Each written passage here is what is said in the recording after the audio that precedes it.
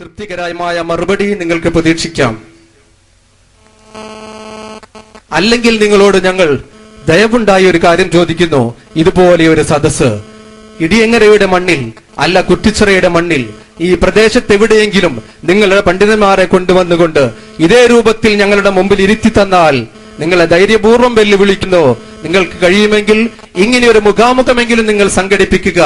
ആ സംഘടിപ്പിക്കുന്ന പരിപാടിയിലേക്ക് ചോദ്യം ചോദിക്കുവാൻ SSF-കാരായ SYS-കാരായ ഞങ്ങൾക്കൊരു അവസരമെങ്കിലും തരണേ എന്ന് വിനയപൂർവ്വം വീണ്ടും ഓർമ്മപ്പെടുത്തുകയാണ്.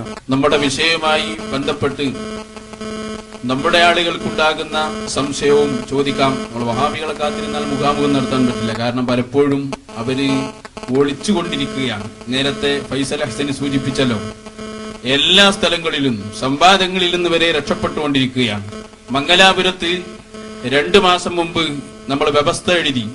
അങ്ങനെ വഅന്നൽ മസാജിദ ലില്ലാഹ് ഫലാ തദ്ഉ മഅല്ലാഹി അഹദ എന്ന ആയത്ത് എല്ലാ സ്ഥലത്തും മുജാഹിദുകൾ എഴുതി വെക്കുന്ന ആയത്താണ്. പള്ളിയുടെ മുകളിലും എവിടെയൊക്കെ എഴുതാൻ പറ്റുമോ അതൊക്കെ ഉപയോഗപ്പെടുത്തി എഴുതി വെക്കുന്ന ആയത്ത്. വഅന്നൽ മസാജിദ ലില്ലാഹി ഫലാ തദ്ഉ മഅല്ലാഹി അഹദ എന്ന് പറഞ്ഞ ആയത്ത് ഇവർ എല്ലാ സ്ഥലങ്ങളിലും എഴുതി വെക്കാറുണ്ട്. അങ്ങനെ മംഗലാപുരത്ത് വെച്ച് ഹനീഫ കായക്കൊടികൾ എന്ന് പറഞ്ഞ നമ്മുടെ മൗലവി അദ്ദേഹത്തോട് വ്യവസ്ഥ പ്രകാരം എഴുതി, ഈ ആയത്ത് അഹ്ലുസുന്നത്തി വൽ ജമാഅ നടത്തുന്ന ഇസ്തിഗാസക്ക് എതിരാണ്, ഇസ്തിഗാസ ചെയ്യുന്ന ആളുകൾ കാഫിറാണ്, മുശ്രിക്കാണ് എന്നതിന് ഈ ആയത്ത് തെളിവാണ് എന്ന് സമർത്ഥിക്കാൻ നിങ്ങൾക്ക് ധൈര്യമുണ്ടോ എന്ന് ചോദിച്ചു. ഒരുപാട് മണിക്കൂറിന്റെ ഇടപെടലിന്റെ ശേഷം അവസാനം ഒരു വ്യവസ്ഥ എഴുതി. ഈ 25-ാം തീയതി സംവാദം നടക്കേണ്ടതായിരുന്നു.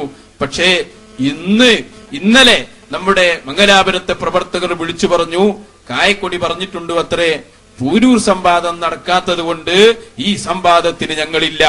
അപ്പൊ പൂനൂർ സംവാദം എന്താ അവസ്ഥ? അതാദ്യം അവർ പറഞ്ഞു, പൂനൂർ സംവാദം അത് വെള്ളിയോത്ത് എന്ന് പറഞ്ഞ പ്രദേശത്ത് വെച്ചാണ് വ്യവസ്ഥ എഴുതുന്നത്. 2 കൂട്ടർക്കും വിശ്വാസമായ സ്വീകാര്യമായ ഒരു സ്ഥലത്ത് സംവാദം നടത്താനാണ് തീരുമാനിച്ചത്.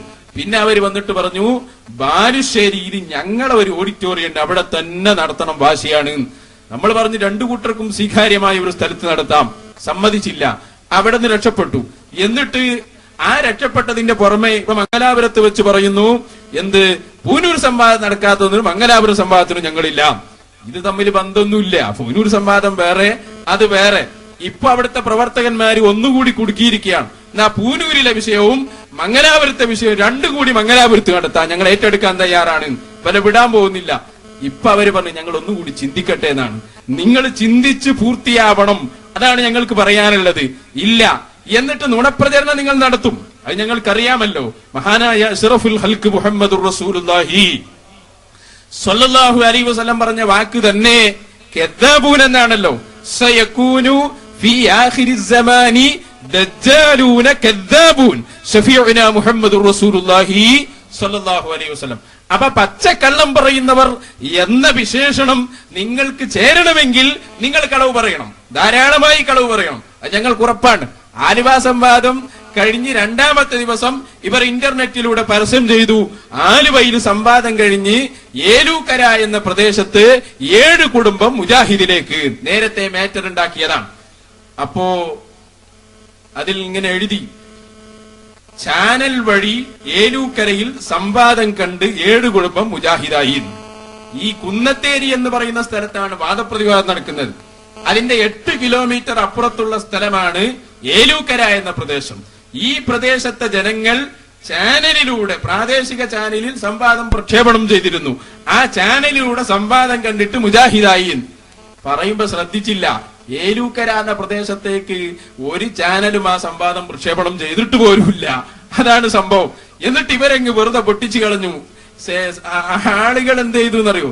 നമ്മളെ പിന്നെ പ്രത്യേകം വിളിച്ച് ആ പ്രദേശത്ത് തന്നെ ഒരു വലിയ സ്വീകരണം തന്നു. എന്നിട്ട് പറഞ്ഞു, ഈ പ്രദേശത്ത് ഒരു പൂച്ചക്കുട്ടി പോലും മുജാഹിദായിട്ടില്ല. മുജാഹിദായി എന്ന് പേര് കൊടുത്തൊരു പാവം മനുഷ്യനുണ്ടായിരുന്നു. അയാൾ അടുത്ത ദിവസം ഫോൺ ചെയ്യാണ്, ഉസ്താദേ എന്റെ പേര് നെറ്റിൽ കണ്ടു എന്നാ തോന്നുന്നത്, ഞാൻ മുജാഹിദായിട്ടില്ല എന്നല്ല, നിങ്ങളെ സംവാദം തന്നെ ഞാൻ കണ്ടിട്ടില്ല എന്നാണ് അയാൾ പറയുന്നത്. വേറൊരു 5 പേര് കൊടുത്തിരുന്നു. അവരിവിടെ 10 കൊല്ലം മുമ്പ് എന്നെ മുജാഹിദാണ് എന്നാണ്. അത് നല്ല സുഖ. ആലുവ സംവാദം കൊണ്ട് മുജാഹിദായവർ, ഒന്ന് ഹനീഫ കായക്കൊടി, 2 മുജാഹിദ് ബാലുശ്ശേരി. അങ്ങനെ കൊടുക്കാൻ നമ്പർ 8. നിങ്ങളെ ഈ തോന്നിവാസം ജനങ്ങൾ വിശ്വസിക്കുമെന്നാണോ മനസ്സിലാക്കുന്നത്? ഞാൻ പറയും, ഇപ്പൊ പൂനൂർ സംഭവത്തെ കുറിച്ച് നെറ്റിലൂടെ പ്രചരണം എന്താണ്? പുതിയ ആയത്ത് കിട്ടാത്തത് കാരണം അഹ്സനിമാർ ഒളിച്ചോടി. എത്ര ആയത്താണ് നിങ്ങൾക്ക് വേണ്ടത്? ധൈര്യമുണ്ടെങ്കിൽ വരൂ, ഞങ്ങൾ കാണിച്ചു തരാം. ആയത്ത് 6666 ആയത്തും സകല ഹദീസുകളും അഹ്ലുസുന്നയുടെ തെളിവാണെന്ന് നിങ്ങൾ മനസ്സിലാക്കണം. നിങ്ങളത് തിരിച്ചറിയണം. നമ്മൾ വ്യവസ്ഥയിൽ തന്നെ അവരോട് പറയാറുണ്ട്, എല്ലാ ആയത്തും ഹദീസും നോക്കി വെച്ചോളൂ, ഏതെങ്കിലും ഒരു ഹദീസും പറഞ്ഞ് ഇങ്ങോട്ട് വരണ്ട, ഏതും പറയാൻ സാധ്യതയുണ്ട് എന്ന് പറഞ്ഞപ്പോ ഇപ്പോ ഇവര് പുതിയ വെല്ലുവിളി എന്ന രൂപത്തിലാണ്. അതുകൊണ്ട് ഇൻഷാ അല്ലാഹ് നിങ്ങളെ വിടുന്നില്ല, ഏത് പ്രദേശത്തും നിങ്ങളെ കൂടെ ഉണ്ടാകും എന്ന് മുജാഹിദുകൾ അറിയിക്കുകയാണ്. പക്ഷെ നുണപ്രചരണം നിങ്ങൾ നടത്തണം. കാരണം അത് നിങ്ങളുടെ ഐഡന്റിറ്റിയാണ്, തിരിച്ചറിയാനുള്ള ഒരു അടയാളമാണ്.